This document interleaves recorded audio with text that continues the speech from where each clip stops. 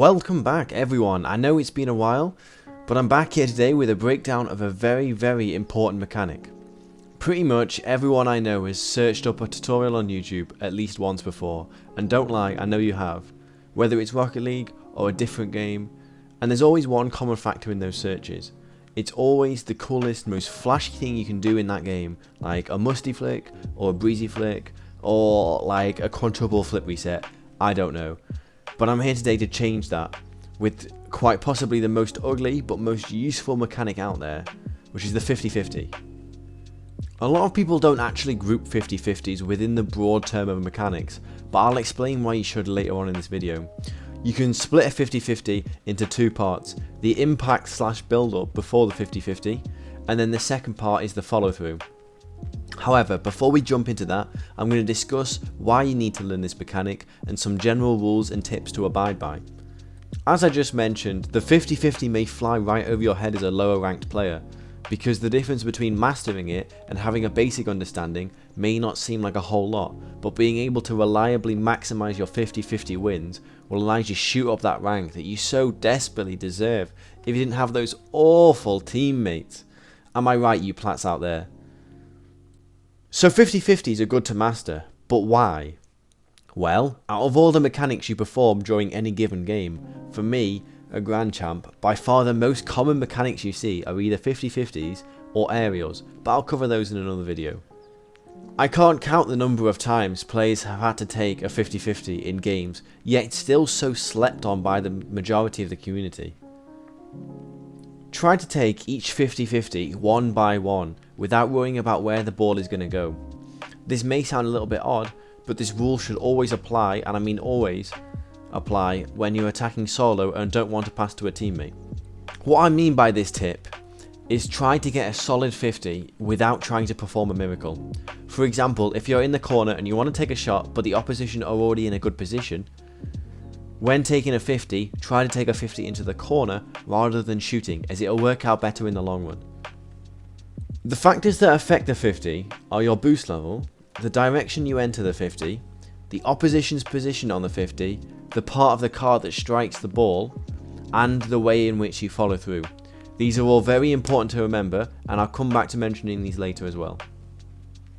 A kickoff is a great example for a 50-50, so if you're looking to work on your 50s, my best advice is playing 1v1 matches, because you get a lot of kickoffs and a lot of 50s in 1v1 matches. Even if they make you mad, and playing against a friend will probably help that if they are making you mad. But also, and this might be a little bit of a weird one, I like this drill where I get into a private match with a friend and we do a 1v1, but we just do kickoffs. And whoever wins the kickoff gets to get a goal, and whoever loses the kickoff gets scored on. So it's just a game of who can score more kickoffs. Now, the impact and how you take it is probably about 70% of the entire 50-50, so let's break it down. Winning a 50 doesn't necessarily mean getting the ball to move forward, which is the mistake a lot of people make. Winning a 50, to me, means being able to control the ball and where the ball goes in order to best help my play. For example, if you're playing ones, you probably want to get the ball as forward as possible, because there's not really a time where you want the ball to go behind you once you've already committed. However, in 2s and 3s, if a teammate is behind you with lots of space and lots of time, you could direct the ball towards them so they can take control of the possession. Now, here's my tips for the impact. 50s are just physics, meaning that momentum is important. To direct the ball forwards, you will need more momentum than your opponent. If you have boost, this simply means making sure that you boost through the 50 as much as you can. Direction is also important. The lower you are, the better, as long as you make sure that you flipped into the ball just before you hit it. Make sure you aren't coming in from the side, and you are as central as possible. This will most likely make the ball exit the 50 centrally. If you enter from the left, the ball will travel to the back right if the opponent is central, or if the opponent is in the opposite side, coming in from their left, the ball will travel forwards left. If you enter from the right, the exact same thing will happen, just mirrored, as shown. This is the key to controlling your 50s. Finally, make sure you hit the ball with the front corners of your car, as this will generate the most power and help you to conserve the most momentum. Now we get to the follow through. When striking the ball, make sure that just before you reach the ball, you flip into the ball, as this controls the way that the ball exits the 50 like we've just mentioned.